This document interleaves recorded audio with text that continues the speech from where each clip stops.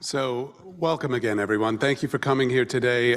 It's my pleasure to have you and introduce our event this evening. So this is the first of this academic year's Columbia Climate School's Earth Series program. It's on climate change and societal impacts, where we've been, where we are, and where we are going. My name is Jeff Sherbinin. I'm the interim dean of the Climate School, and it's a pleasure to see so many of you to come out and check out our space here on the Manhattanville campus and join us for this event. And I hope you'll come out to some of the ones we're having in the future. So tonight we are gathered with some of our Climate School's top experts for a conversation about climate change, increasing extreme weather events, and what this means for the future of our planet. I would like to introduce tonight's moderator and speakers. Tonight's moderator, right here, is Jeff Schlegelmilch. He's the director for the National Center for Disaster Preparedness at the Columbia Climate School, where he oversees the operations and strategic planning for the center and projects related to the practice and policy of disaster preparedness. His areas of expertise include public health preparedness, community resilience, and the integration of private and public sector capabilities. Jeff is joined by our panelists. Alex de Sherbinin on my far left, your far right, is a senior research scientist, deputy director, and adjunct professor of climate at the Climate School's Center for International Earth Science Information Network. Alex is a geographer whose research interests focus on the human aspects of global environmental change and geospatial data applications, integration, and dissemination. His research and teaching address climate-related mobility, climate vulnerability, mapping, urban climate vulnerability, population dynamics in the environment, and environmental sustainability indicators. Christina Douglas, right there, she raised her hand, is an associate professor of climate at the Columbia Climate School. Her work is grounded in collaborations with local indigenous and descendant communities as equal partners in the co-production of science and the recording, preservation, and dissemination of local indigenous and descendant knowledge. Christina and her collaborators aim to contribute long-term perspectives on human-environment interactions to public debates, planning, and policymaking on the issues of climate change, conservation, and sustainability. Lastly, Radley Horton is a professor of climate at the Columbia Climate School. His research focuses on climate extremes, tail risks, climate impacts, and adaptation. Radley was a convening lead author for the third National Climate Assessment. He leads the NOAA Regional Integrated Sciences and Assessment Funded Consortium for Climate Risk in the Urban Northeast, and is the Columbia University lead for the Department of Interior funded Northeast Climate Science Center. Now with that, please join me in welcoming them, and I will turn this over to our moderator, Jeff Schlegelmilch.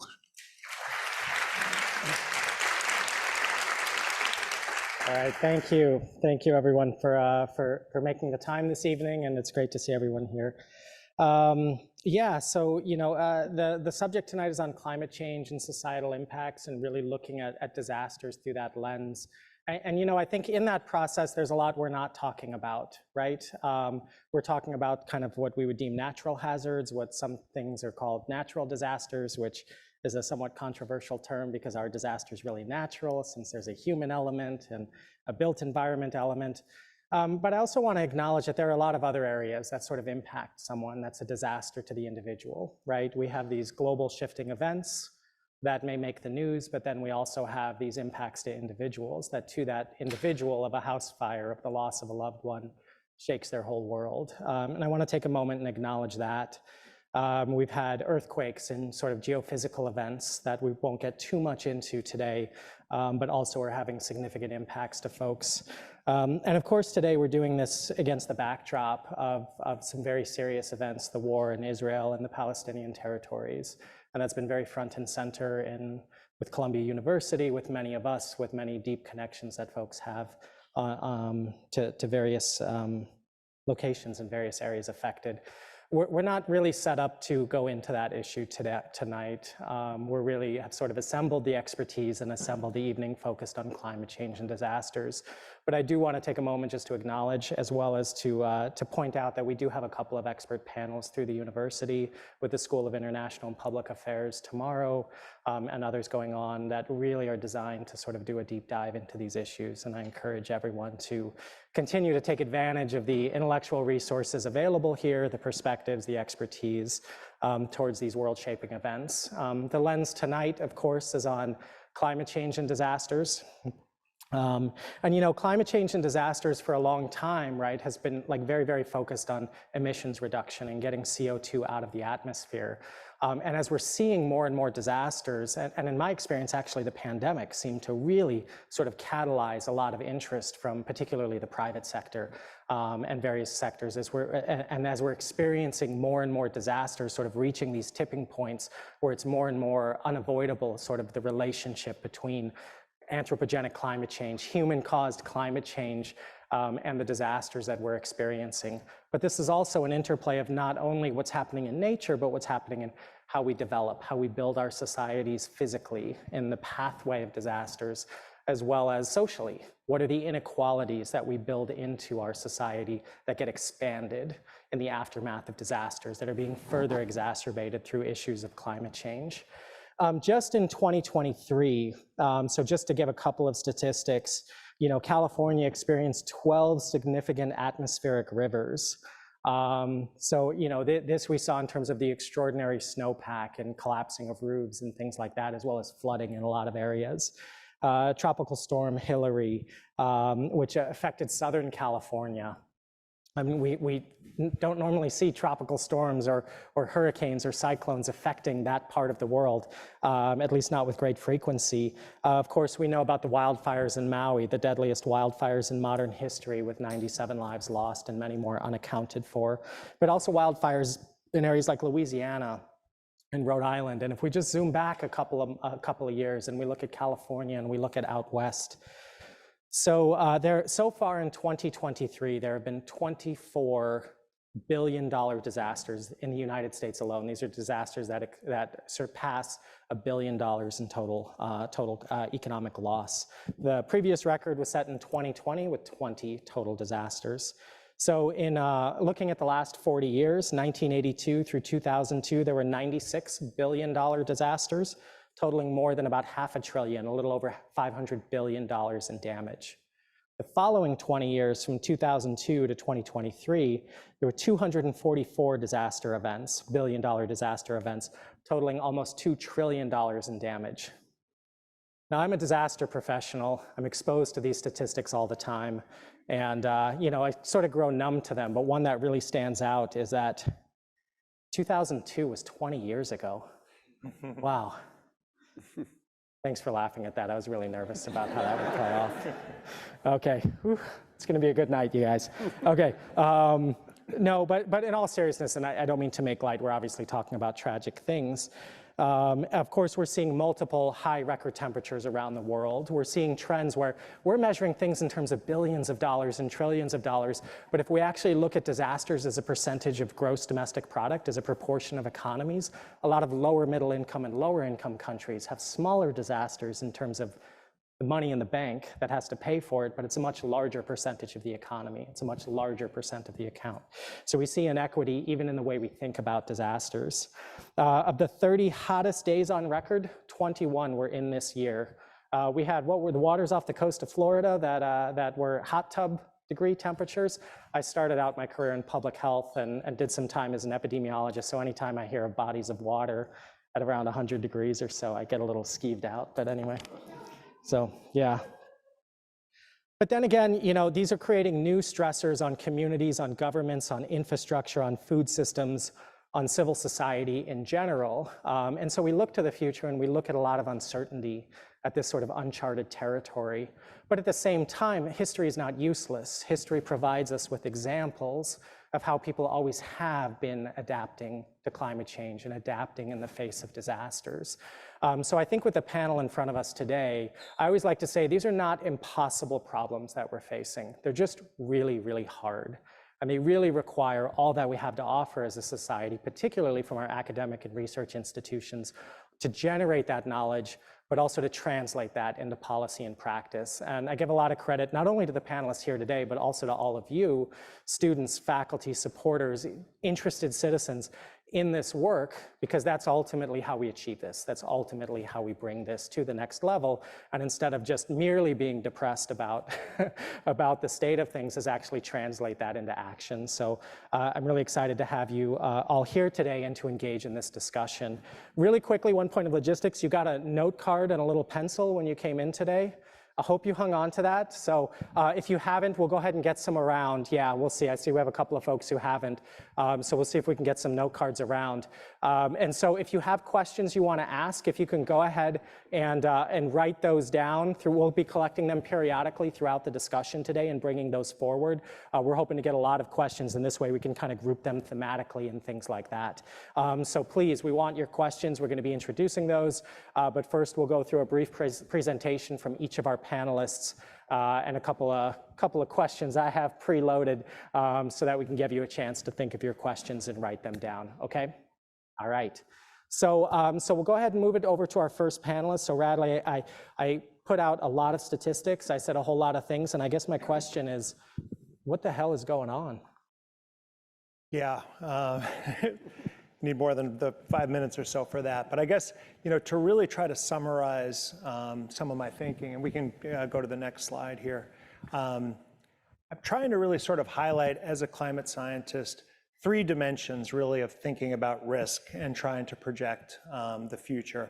And I've taken to sort of describing them as like the 3 waves of climate change.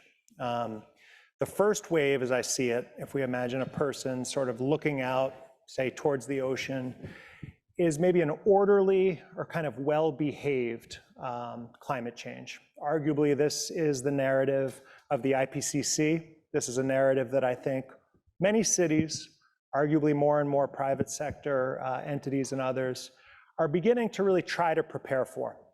This is the idea that our climate models are largely able to simulate the key processes that determine just how warm it'll get with a certain amount of greenhouse gases, how extreme events might change, and how the societal impacts of those extremes might change as well. What I'm going to talk the most about today, though, is what I call the second wave of climate change. This is a much harder to quantify space.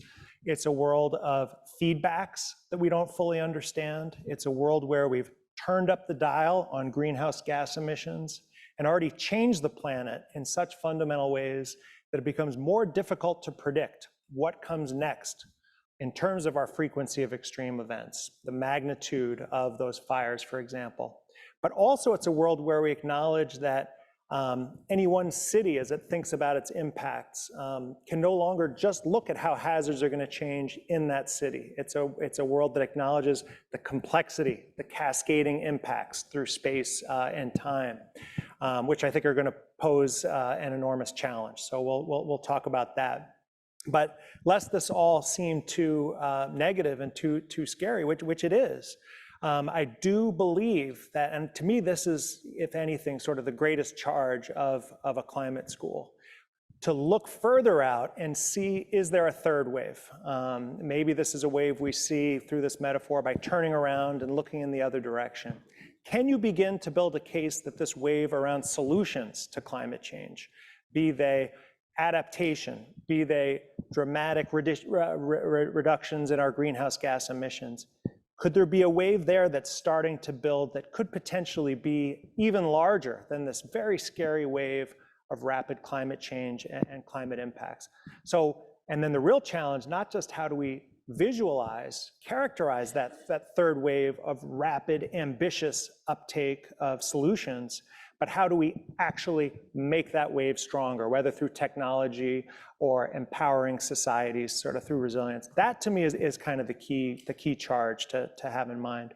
So just to quickly show a few slides that I think typify some of this. What you're looking at here is surface air temperatures averaged across the entire globe. Each of those bars is a year from 1940 out through 2023. You're just seeing the month of September for each of those years from 1940 to 2023. So anywhere you see blue, going back to 1940, those are years that were cooler than the long-term average. And then as you see, after about 2000 or so, you start to see higher than normal temperatures. So the linear story here is basically, arguably, everything except the last year, everything except 2023. We're oversimplifying, but climate models can predict that kind of linear trend pretty well. There's year-to-year variation, but there's a clear trend. And that in itself, through the linear story, gives us much more frequent extreme events, much more frequent sea level rise, poses a lot of challenge. That's the first wave. But more and more, our research at the Climate School and elsewhere is asking about those second and third waves. So as we look at 2023 here, where you see temperatures over 0.5 degrees Celsius higher than any of those previous years, you begin to ask, could we be missing some key processes from our models? Because our models don't produce warming this large at the levels of greenhouse gases that we have today. Could we be missing some key processes? And if we go to the next slide, really another sort of angle on the same question, looking here now at upper ocean temperatures averaged across entire years thus far on the x-axis. Each of those lines is a year. This is the upper ocean temperatures over the vast majority of the planet, everywhere except the polar regions. So what jumps out, that thick black line, is 2023. So you can see visually, ever since about April or so, we're getting these departures, these temperatures that not only are higher than we've ever seen at the upper ocean, but much higher than anything we've seen before. This is concerning because it's not a superficial thing just to warm the entire upper ocean. It takes a lot of energy to do that. So this is, on the one hand, a sign to some extent of how quickly we're changing the climate. But of course, it's also a causal factor. And from here, and we heard earlier from Jeff about these 101-degree temperatures, locally in Florida, as we think about those impacts. But if we go to the next slide now, we can start to see one of the dimensions of how those unusually high ocean temperatures that are higher again than our climate models thought would really be possible in 2023. How does this all start to impact just how extreme some of our extreme events can be? And here the fire in Maui that was mentioned before on the right.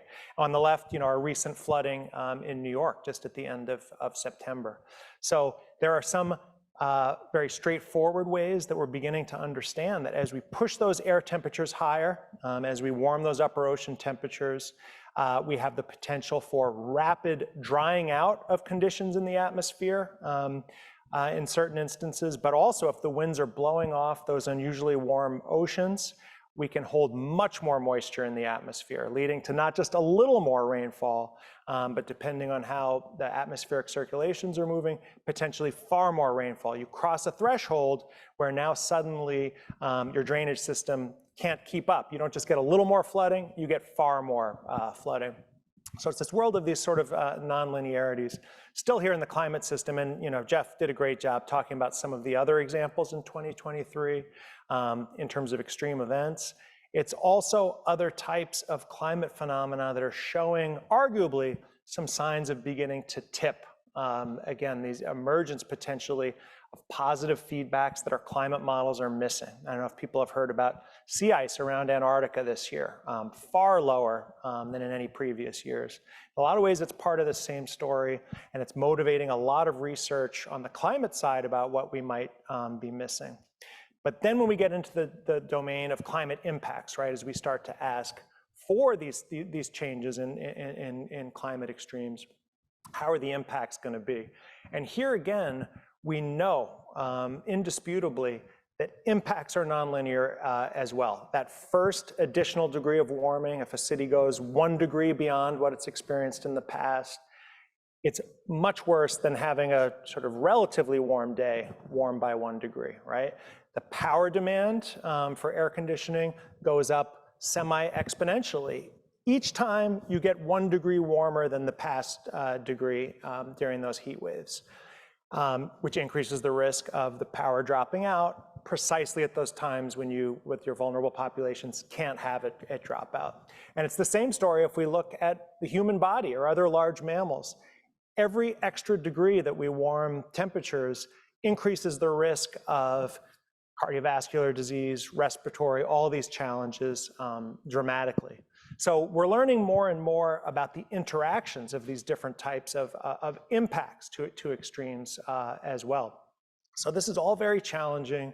One of the dimensions certainly is a realization, I think, that insurers, private sector, cities, various risk managers, I think are starting also to maybe see that second wave and beginning to ask not just how will, say, the buildings we manage be directly affected by flooding, but what are the knockoff effects if we start to see insurers pulling out of some of these regions? Does this lead in some instances to a kind of economic death spiral where property tax values, property values go down, and then tax revenues, and then it's harder to fund critical infrastructure?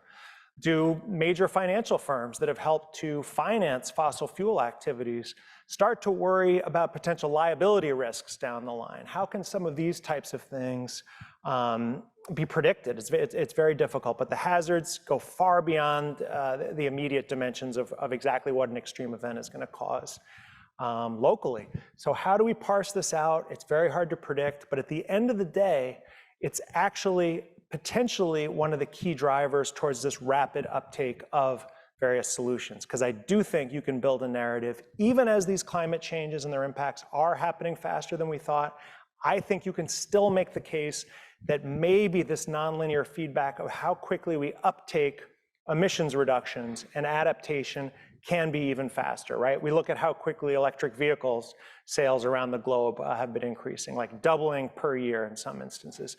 You look how the price of renewable, or the amount of renewable and solar generation has increased recently, the price of batteries.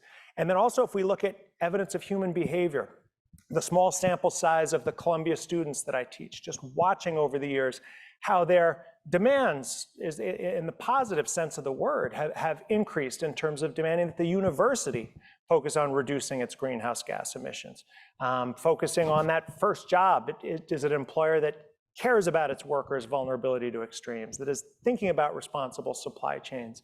These types of things in a social species can lead to rapid change, just as investor behavior can. So I think, it's a very challenging time. In some ways, I think we're exiting the world of sort of false precision, but I think that it's going to be disorderly, but I think you can build a case that not only we're beginning to observe rapid uptake of solutions, but also that through a school like the climate school, we can leverage and make that world that we want, where the solutions ramp up faster than these narratives around the hazards becoming more dangerous than we thought. All right, thank you, thank you.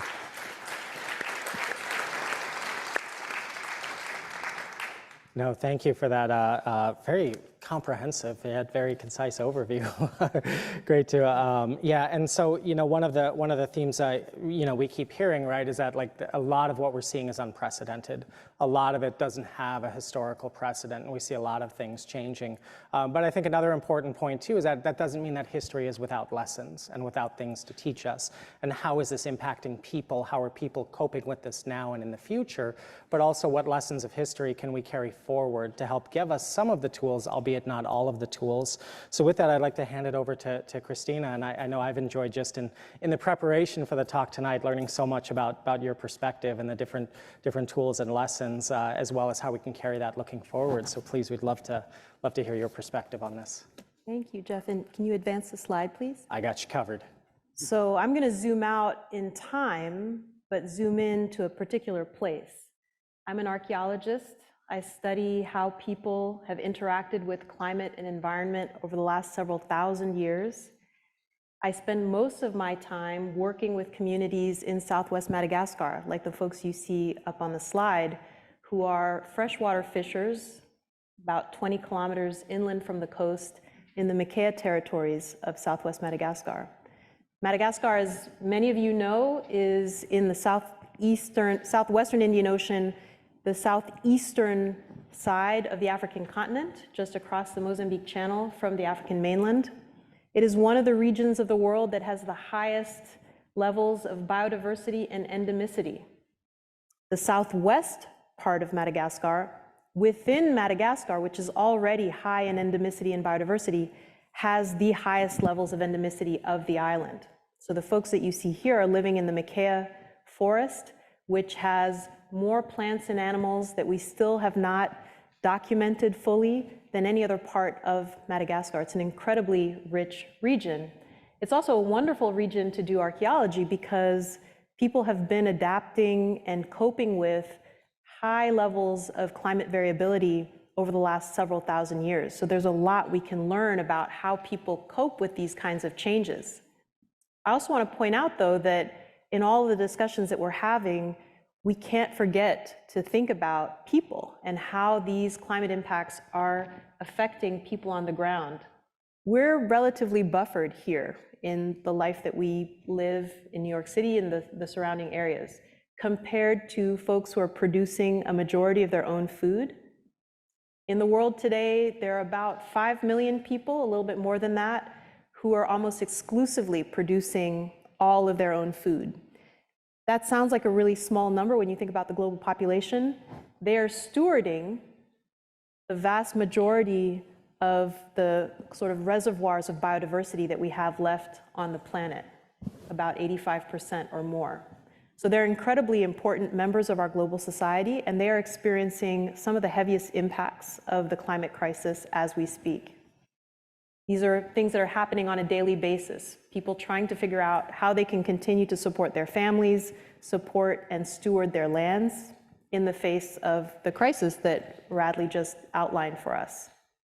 As an archaeologist, I'm using techniques from paleoecology and archaeology, so excavating ancient sites, looking at changes in soils and vegetation, looking at climate records to try to understand how the climate changed in the past and how those changes correlate with people's behaviors, how and when people started using different kinds of resources, how and when people started to move around the landscape, how their social networks shifted as a result of these kinds of changes.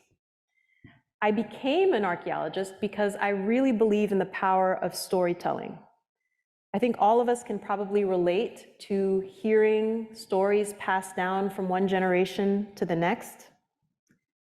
As a species, if you think about it, we have access to millions of years worth of cumulative knowledge of life on this planet, access to cumulative knowledge about what kinds of things work and what things don't work when we're faced with extreme events or when we're faced with these sort of slower but extremely impactful changes in our surroundings. We can draw from that. Archaeology is one of many fields that can access the deeper past and see how people actually coped with these changes. But it's one that, to me, brings together the benefits of interdisciplinary science that can be grounded in community-based work, because as archaeologists, though we are looking at the past, we really are focused on how the past, how the lessons we can draw from the past are going to help us today, the communities who are alive today and in the future. I think it's really important to reiterate something that Jeff said, which is that we are in a lot of trouble. It's not an impossible problem or set of problems. We have been adapting to changes throughout our history. In fact, if we go back to the earliest days of the evolution of our human species, changes in climate really drove the kinds of innovations that allowed us as a species to move and occupy every corner of the globe. Changes in climate pushed us to develop our pro-social behaviors, to develop complex forms of communication. That's the good news, is that changes really drive human innovation, okay? And there's a lot that we can learn about that. The bad news is that the changes that we're seeing today, as Radley said, are far more intensive and extreme than anything we've seen before. And so what I would say and advocate for is thinking about how we can best leverage that cumulative knowledge, that huge reservoir of knowledge that we have, to best tackle the problems that we're going to face in the future. And I want to say that as a climate school faculty member, I'm constantly going back and forth between okay, there's a lot of bad news with regard to the crisis and having to deal with that. And I think we all are experiencing that, you know, the kind of the grief and the stress of the crisis that we are facing. but then also feeling incredibly hopeful and inspired by my colleagues, inspired by the staff of the climate school who are making these things happen, the programs that we're seeing happen right now, and the students and the postdocs, the prospective students, the future students. I want to call out a few people here, and I hope I don't embarrass you, but I'm looking across this audience and I see 3 people that are jumping out at me right now that are giving me a lot of hope for the future. The first one I want to shout out to is Dr. Peterson Faina, raise your hand, who is a superstar paleoclimate scientist from Madagascar who's just started a postdoctoral fellowship here at the Climate School and is helping us to really expand the resolution of the paleoclimate record for Madagascar, making sure that when we do look at that record, we really are seeing what that climate was like in the past, and we're really then able to analyze it alongside, let's say, the archaeological record, and really understand how the interaction between climate, people, and environment played out over the last several thousand years. It's incredible work. I see Carmen Capriles in the front or second row.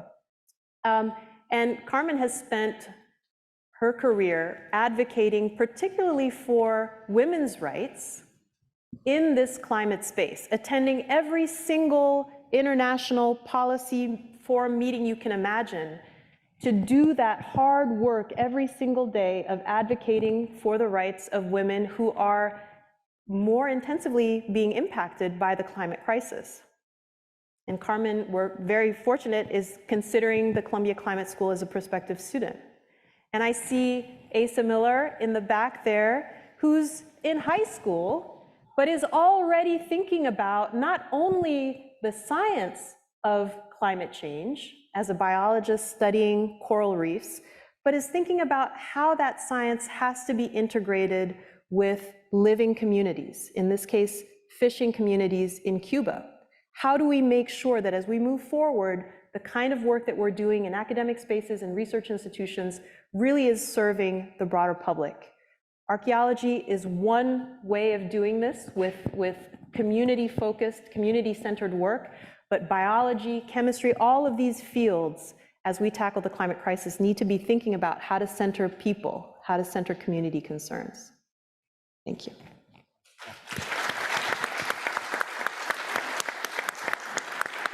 Amazing. Yeah, and really appreciate that perspective, and that, you know, there are lessons that we can carry forward, and also at the end of the day, behind the data, behind the numbers, are people. So Alex, we're going to turn to you now and sort of zoom back out a little bit and you know, start thinking about what are some of these trends, what are some of these projections, you know, especially as we're looking at populations that may have to move or may be displaced as a result of this. How ready are we? What are some of the driving factors for this? But in the work that you're doing, what are some of these broader trends that you're seeing? And you probably want me to advance. Is that you? Advance one more. Oh, one more. All right.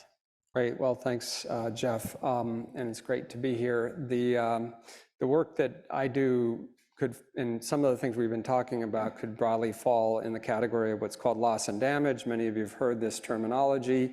It's basically how climate impacts will either result in infrastructure losses or personal property losses or damages to people. And one form of loss and damage can be displacement. So I'll be talking a bit more about how climate factors may lead to displacement.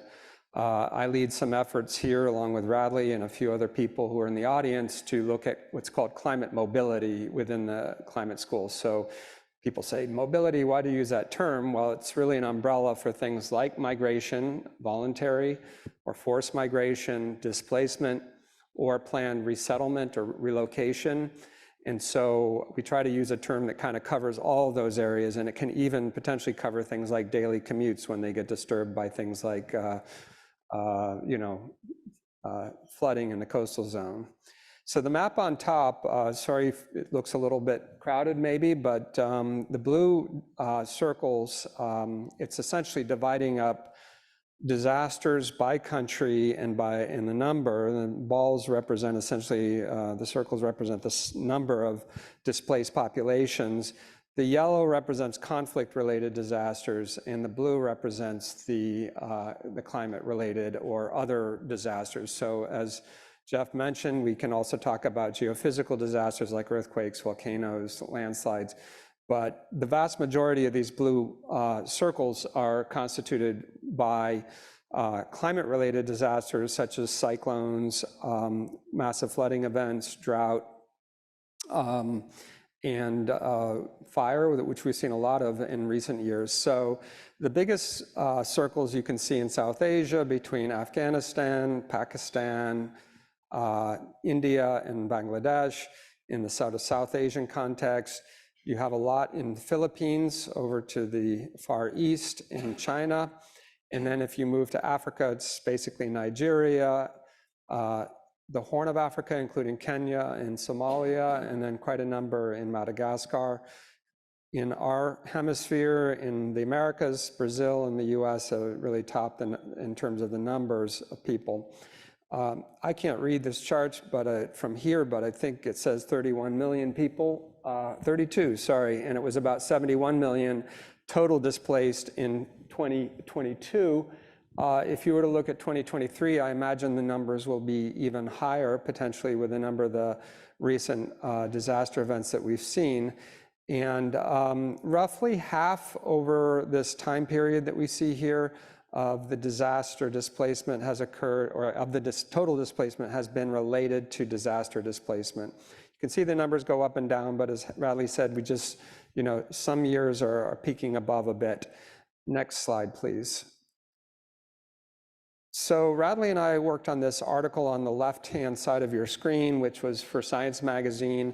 We organize every 2 years a conference called Managed Retreat. So it's a conference where we discuss issues like coastal flooding and the potential to need to retreat, or what some people call strategic realignment. It's a nicer term than retreat. And some people prefer that because Americans never retreat, right? We always go forward. But we started asking the question about this topic of habitability. What does habitability constitute exactly? How do we go about measuring it? And what can we learn from top-down models, which is really the province of a lot of climate modeling groups, but also process-based modelers who might look at crop impacts or water impacts, or in this case, extreme heat, which you see over the continental areas.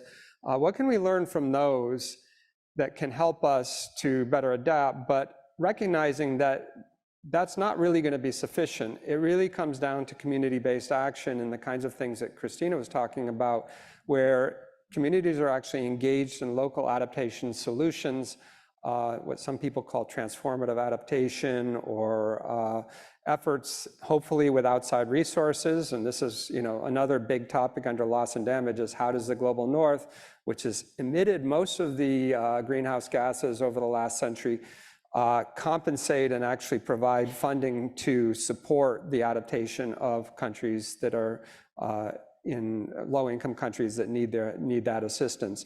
But what you see in these circles along the coast is basically places that have had tide gauges over the last century.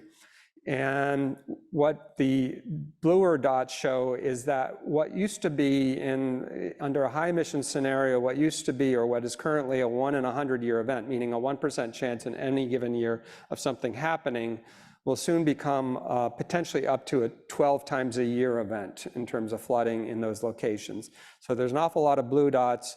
There are fewer green dots, but those will be 1 to 2 times or 3 times a year you would see that flooding. So it's still not places that you would necessarily want to move into.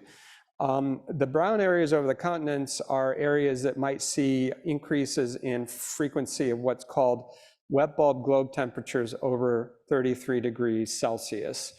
So these are temperatures. Wet bulb globe temperature basically incorporates both the temperature and the humidity. Anyone who has lived in New York in the summer knows that it's not the heat, it's the humidity that gets you. And it's the effect. The effect is basically you can't perspire as easily, and it's just much harder to regulate. The body has a harder time regulating the temperature. So these areas in brown we'll see potentially 50 days a year where wet bulb globe temperatures, or 50 incidents a year where wet bulb globe temperatures are above that threshold of 33 degrees Celsius. So these You can see a lot of this Indian, the subcontinent again, highlighted Middle East, parts of West Africa, and parts of the Amazon. But even the Northeast US will see increases, perhaps 20 events a year, 15 to 20 events a year where those temperatures are exceeded. We saw a lot of that this summer, and clearly it was made headlines. And fortunately, as Bradley mentioned, we do have air conditioning and things, but if you think about working outside in Madagascar or India, where you're a poor laborer on a farm, or you're working in construction, you simply can't work under these conditions. It's not possible. The chart on the right basically shows projected population migration, or climate, what we call climate migration. These were projections we did with the World Bank under a report series called Groundswell. The number 216 million reflects internal migration within countries, so it's not cross-border or south to north migration or other kinds. It's simply saying how many people might be moving by 2050 based on sea level rise, crop impacts on crop yields, and water availability. And so we've continued this work, and we're developing some new modeling approaches, but these are some numbers that you may have seen in the media. I want to be very careful here. The lower bound estimate that we had for 2050 was 48 million. So these numbers represent the high end, and obviously for media effects and things like that, they tend to go for that. But I'd prefer to provide both the low and the high end. If you could go to the next slide, Jeff. So lest we become environmental determinists and say that it all comes down to climate and forget about everything else, I think it's really important to realize that people move for a lot of different reasons. This is research, ongoing research that we have funded at our center, where we're comparing migration from Central America to North America and West Africa to Europe. And we have some really innovative data sources. We have Twitter data that we've harvested. We have apprehensions data for both Europe and North America. And we're looking at how to model the processes and to model some of the outcomes in terms of better understanding the drivers. But I've circled here the bar that represents environmental factors, where migrants themselves who are interviewed say, what role did environmental stress play in your decision to migrate? And you can see it's between 3% and 5%.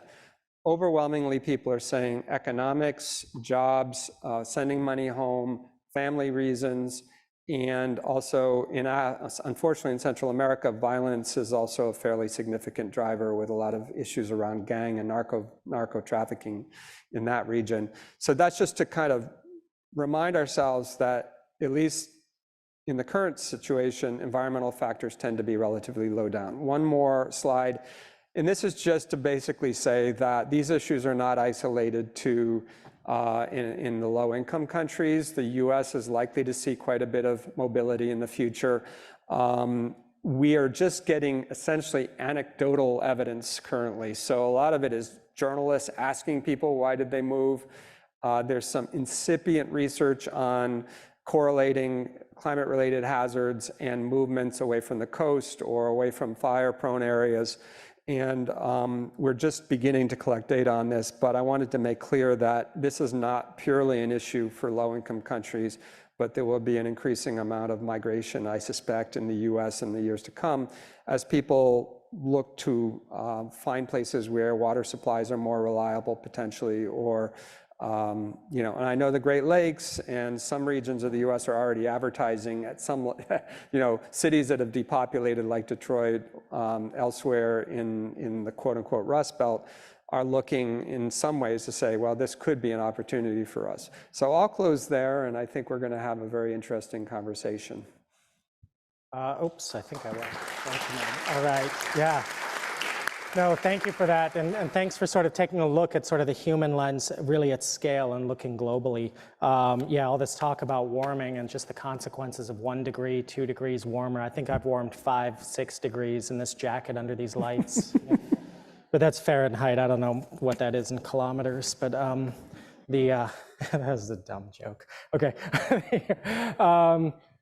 So if you have your cards, write down your questions. We'll collect them. and we'll try and batch them together and try and get to as many as we can. As we wait on the cards, let me ask, so a big question near and dear, I know, to everyone, and also very central to the mission of the Climate School, is this one of equity, right? And equity is often a word that sort of packs into it a lot of different elements from a lot of different lenses. But let me ask maybe 2 or 3 questions in one, and you decide which to answer. But so when we think about equity through the lens of climate change, through the lens of disasters, what are some of these areas that we see driving it apart? And if you have thoughts on what are the actions we need to take to help reduce these inequities, reduce some of the inequalities and the experiences that we see. Jump in. Go ahead, Alex. All right. Well, I mean, I brought up one already, which is the clear climate justice issue of,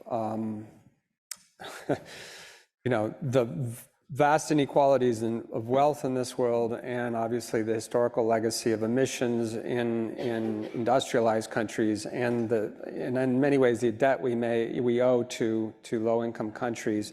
So I've been informed by a really interesting article by someone, a scholar at Loyola University called, her name is Carmen Gonzalez, and she wrote just a fantastic article that addresses some of these issues. And one of the things that she underscores is that we've had this kind of 3 different lenses through which to view the migration situation in the world. One is a security lens, a securitization. Let's throw up bigger and stronger walls and keep people out. Let's turn people away wherever possible, and essentially try to use military and other means to kind of reinforce and keep people where they are. Another is a humanitarian lens, which is essentially saying these poor people need our help, and we'll provide them with, you know, the means to subsist in place. And that's not a bad lens. It's not horrible to provide aid and food aid and other things to populations that have been displaced or have real needs in place. One real issue in the climate mobility space is the question of what we call trapped populations or involuntary immobility. People simply don't have the means to move at all. They just don't have you know, the household assets, the income to make a journey. So humanitarian is not bad necessarily, but it certainly presents a sort of charity case rather than supporting people's agency. And the third lens is a lens that's basically looks at climate migrants as entrepreneurs. And they're gonna, like, we call it migration as adaptation, and they're gonna pick themselves up by the bootstraps, a la Horatio, what was his name? Alger.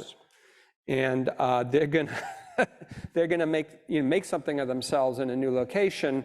And that's also noble, and it can be a success story in some cases, but, you know, let's be real, there's not equal opportunities for all people who migrate. So I'm closing just to say that agency element and the kind of self-determination element is what she supports, and I would say I support as well. There's just an awful lot of places to go in the world to do that, and so I think part of the challenge for the Climate School and others is how do we get aid to that, like, the dirt road, the community that's at that end of that road, to help them and support them in what they need to do in order to better cope with some of these emerging climate risks. Yeah, I'll just add that the Climate School here has a tremendous role to play in addressing equity in terms of the way we do research and the way that we teach. Research and science cannot be neutral. They aren't neutral. And the idea that scientists will continue to be the ones to drive not only the research approach, but also the questions is simply no longer tenable. Communities, stakeholders on the ground need to be part of the process. Some people call this co-production. I think co-production is still in a phase in which we haven't begun to transform it to the point it needs to get to, where communities and stakeholders themselves are the ones driving the questions, because they're the ones who have the concerns and the pressing experience and impacts of the climate crisis. So we need to transform the way we do research, the way that we teach students to conduct research. And we really need to be thinking about all of the ways in which inequity is kind of facilitated or perpetuated by the systems that we're a part of, including, academic systems, making sure that, young people who are looking at careers in science can see themselves in science. So we need to expand the range of different people and draw on the diversity of the human community to be able to really innovate. I mean, we think about this from a genetic perspective all the time, right? You want the most diversity possible. This is how life has evolved on the planet. Why don't we bring that same attitude, that same perspective to spaces of innovation and research? Just to quickly add that so much of that expert knowledge already resides too in so many of those communities. Just that this whole notion of the sort of one-way academic experts is defunct, should really be put away for a variety of reasons that you articulated. It's got to be that two-way approach. So Alex sort of mentioned the injustice around the dominant role of emissions by the West primarily, a lot of profiting as well that came with that. But if we also look at where people are exposed to the most climate hazards, who's forced to live in the floodplains, who's living in a lot of those hottest places, a very unjust distribution. And even if you took the exact same temperatures, even if the exposure was to the same hazards, some communities are just far more vulnerable for a variety of reasons. So adaptive capacities, these all have to be components that we think about in that co-production model. We have a couple questions here on infrastructure. This one says for Jeff, so take a break, you guys. I got this. Those are really super realistic. Go smoke a cigarette? No, we can't say that anymore. Sorry, I was just kidding on that. Go vape. Okay. They're never going to have me back. Okay. No, but, and I think this is a good question. I know everyone's talked about is what is the role of failing infrastructure, in this case, the US, and I'll start, but kind of open it up for the group. Failing infrastructure, right, is when we talk about climate adaptation, usually the first thing we look to is infrastructure. What is our ability to discharge all this excess storm water? And when we exceed that, I actually learned this from listening to a podcast with Radley, this terminology, it's nonlinear, right? 4 inches of rain per hour is not twice as bad as 2 inches of rain per hour, right? It starts accumulating and flooding worse and worse. But also equity issues. You want solar panels and send electrons the other way through the meter. Well, depending on the neighborhood you live in and the history of investment in that infrastructure, which can be traced along racial lines and socioeconomic lines, has a lot to do with whether or not you can get solar panels and the grid can receive electrons coming from your house rather than just to your house. So I think it's really sort of the first sort of frontier in terms of climate adaptation. It's not the only one, but it's where there's a lot of effort. And it's a multiplier of the impacts, but can also be a dramatic mitigator of the impacts of climate change if it's done smartly and if it's done equitably. But I'd open it up to others if you have other thoughts or anything you want to add. Great. Okay. All right. Mitigation and adaptation together, how infrastructure can play this critical role. Again, we're not separately saying we have to reduce emissions or be resilient to extremes, but building systems that somehow synergistically accomplish those and environmental justice objectives at the same time. Yeah. A really quick note on terminology. So I run into this a lot in disasters. So when we talk about climate mitigation, we're talking about emissions reduction. When we talk about disaster mitigation, we're talking about climate adaptation. We're talking about reducing the impact of a disaster. So we're talking seawalls, we're talking about infrastructure hardening. So depending on what hat the word is wearing, it can be a little confusing. A few students here in my class have heard me say this a few different times. So I apologize too if I'm using the word confusingly. Is confusingly a word? We'll make it a word. We're Ivy League. We can get away with it. All right, so this is an interesting one, asking about the future of AI, of 3D artificial intelligence and artificial intelligence in disaster response and mitigation. And I'd actually open that up to a lot of different types of emerging technologies and thoughts on sort of what these new technological innovations, particularly with information processing, can have on these challenges that we're facing. Wow. Who brought up AI? Well, what we work in the geospatial realm. So my center is called Season. It's part of the climate school, and we are doing more and more with machine learning and other approaches to better, to produce maps and produce better data and information. I'm not really sure. Like, there's a whole program that the Columbia Climate School has right now, which is using AI to improve climate models. I don't have a lot of personal information about that.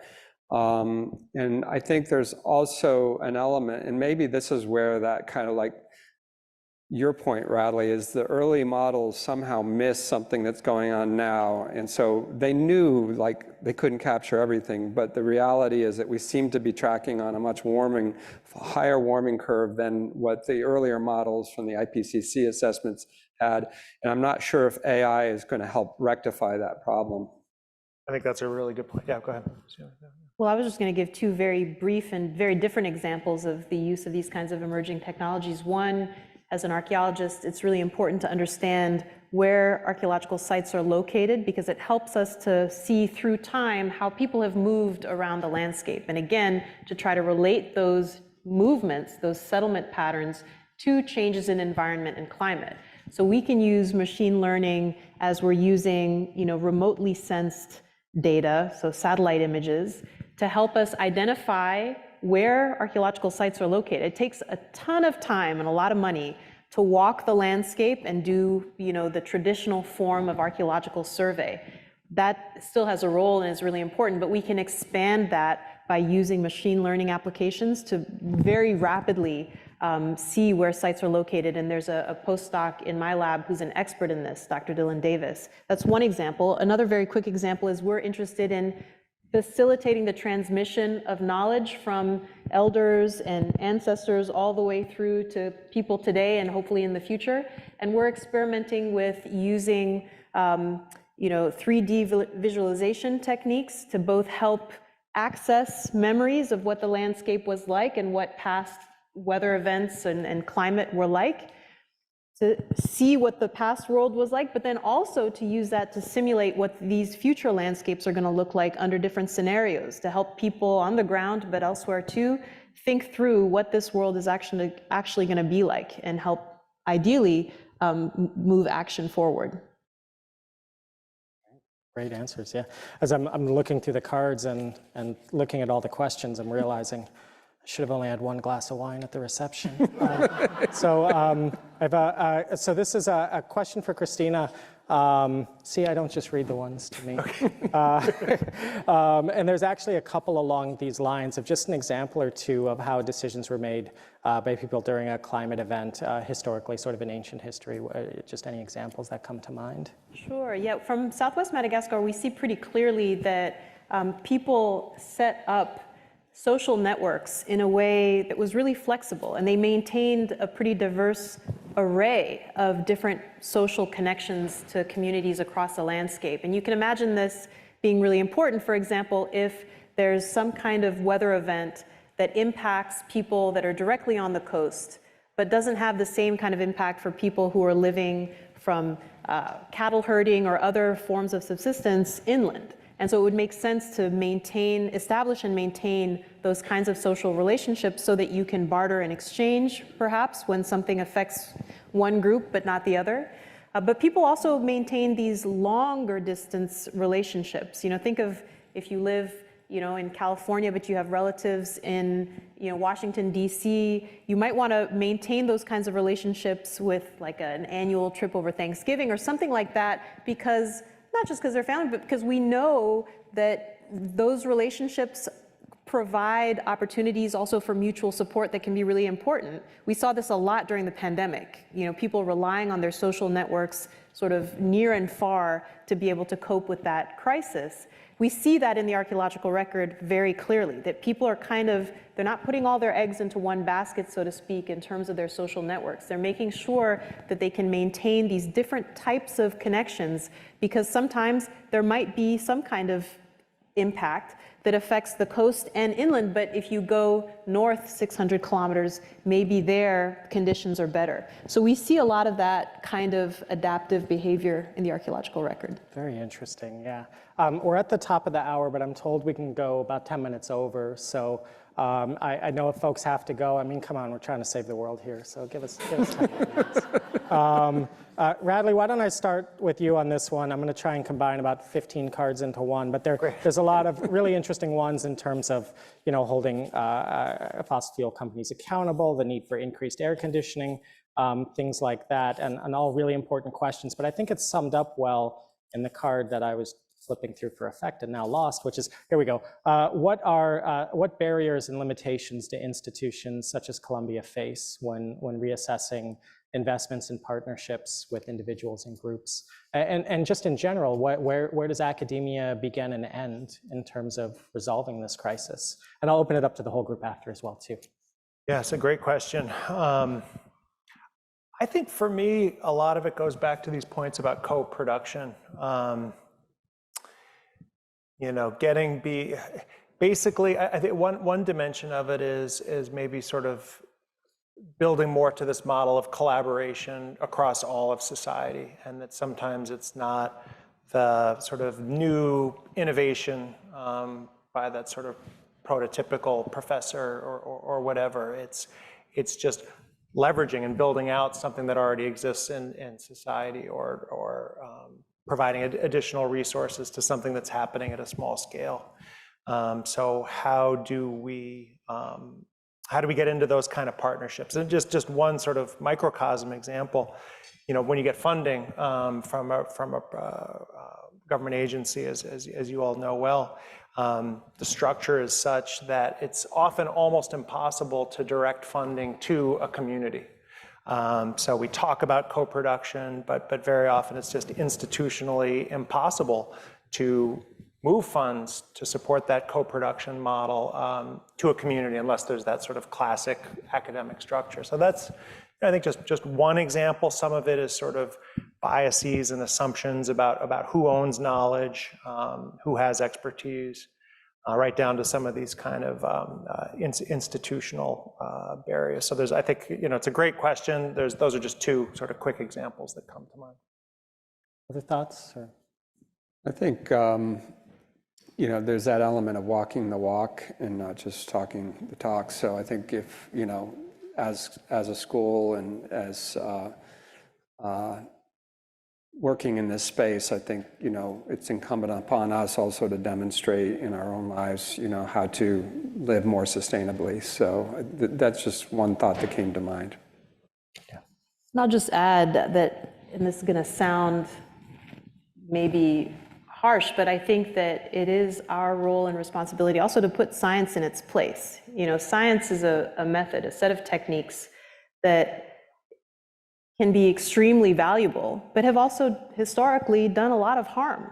And I think we all saw in recent years how much distrust there is of science and of scientists.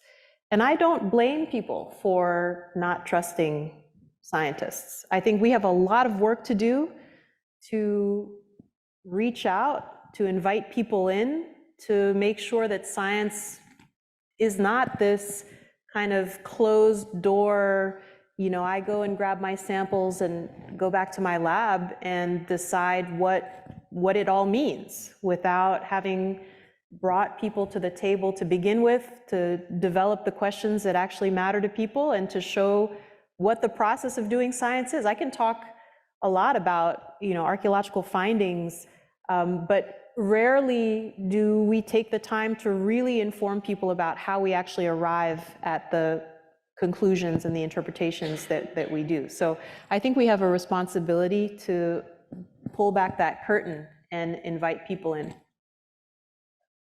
There's a ton of great questions here. We're going to try to get through a few more, but inevitably we won't get to all of them. And I just want to say too that, you know, please continue to be engaged with the work, and we hope to ultimately address all of them one way or another.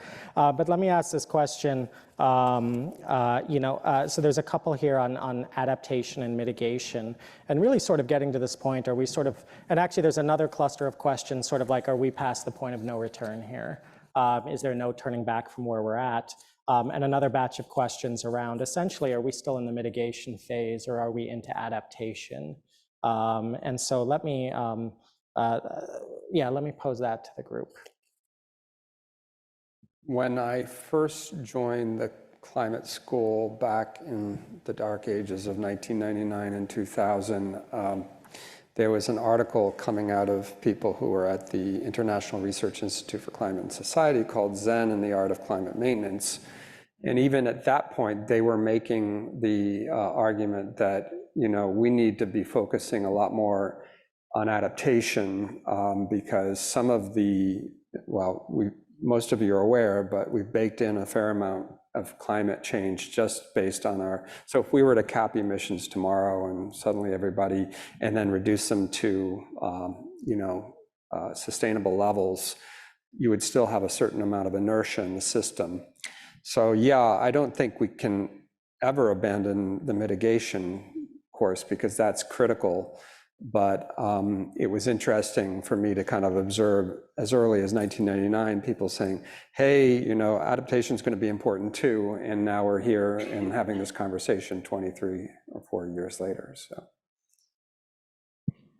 Yeah, I guess I would just say I think they're both more essential than ever. And one of the components, I think, sort of, getting back to some of the things I was saying about heading into a time where things become harder to predict and more disorderly, investments in both quick fixes and mitigation and an adaptation maybe help buy us time in some ways, to the extent that we spend more time trying to take better care of the most vulnerable members of the community, or getting sort of quick wins in terms of rapidly cutting some of the things we emit that change climate quickly. Maybe some of those decisions actually enable us to keep control of the narrative in a way where it doesn't all sort of spiral out in the hope of collective action, the hope of investing in a society and protecting the most vulnerable just starts to seem beyond what we can do, which is a very real risk and one nonlinear possibility. So one additional reason it's so urgent to do mitigation and adaptation is to buy us more time for innovations to emerge in the other. Let me ask one more question, because some of these guys have theater tickets. What are the, okay. My mom thinks I'm funny. Okay, there's a lot of questions here, and I think it aligns with sort of where we wanted to leave off, which is what are the solutions that we need? So kind of from the perspective you're looking at, understanding there's no single answer. It's a very complex issue, but in a couple thoughts, what do we need to sort of achieve these solutions? What direction do we need to be pointed in order to get where we need to get? Maybe I'll just jump off with the hyper-local scale and thinking about people on the ground, communities who are dealing with these impacts on a daily basis, and say that we really need to be supporting communities in determining for themselves what solutions work best, supporting communities with what we know and the resources that we can bring, but understanding that ultimately what is going to work best are the solutions that people have the autonomy to determine for themselves work best for them. And that also requires providing enough space and being risk tolerant enough to allow communities to experiment with different things. We know this also from looking at deeper time, that ultimately people experiment as conditions change. And some of those experiments aren't necessarily going to work out, but that process of experimenting is necessary if we're going to come up with solutions that are locally relevant. So in the displacement space, I think some of the most life-saving innovations have been really simple, like text messages that some of you guys receive on your phone when, these are called early warning systems, whether it's a text message or something that's, broadcast through the radio. This, like in the case of Bangladesh, where millions of people would be exposed and then thousands, if not, several thousands of people might die in any given cyclone event, those numbers have come down dramatically. and displacement occurs, but in a more orderly way, where there's actually shelters and places where people can shelter to weather the storm.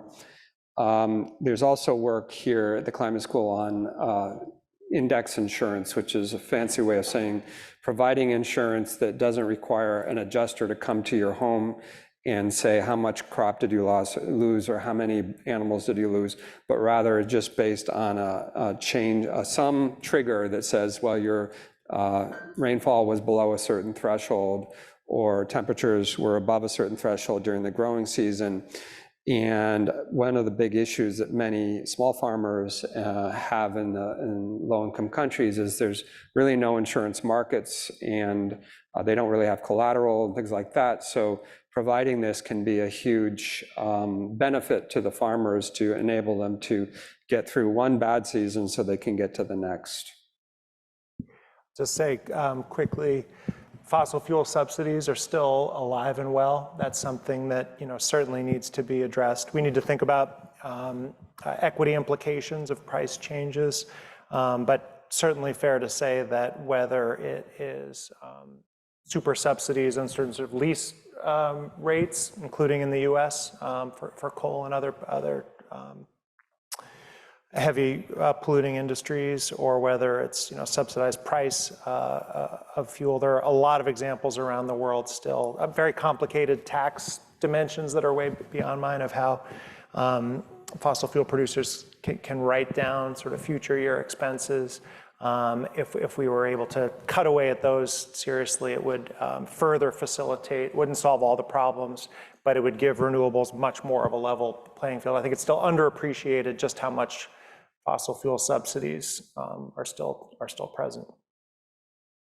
And sort of wrapping up, I think one of the reasons we're all here and one of the reasons the climate school is here is really as a different kind of school. And it's no disrespect for the essential tradition of sort of traditional science. It's very reductionist, right? We break things down. We break, substances down into chemicals, chemicals into molecules, molecules into atomic particles, and atoms into whatever the hell they're made up of, right? But then when we think of climate science, when we think of disaster science, when we think of these different areas, it's the intersection. It's the intersection of physics and archaeology and finance. And it's like music. If you play these notes, you start to hear the harmonics, and the discovery is in the harmonics.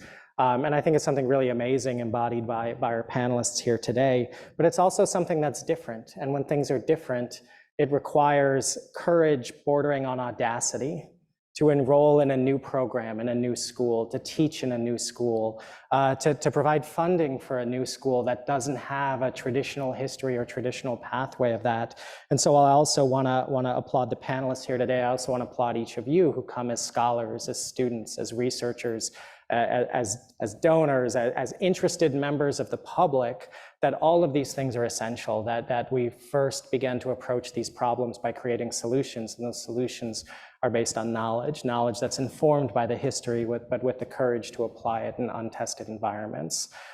So at the end of the day, I'd ask just if we can give a round of applause to all of our panelists today and also to all of you. Thank you.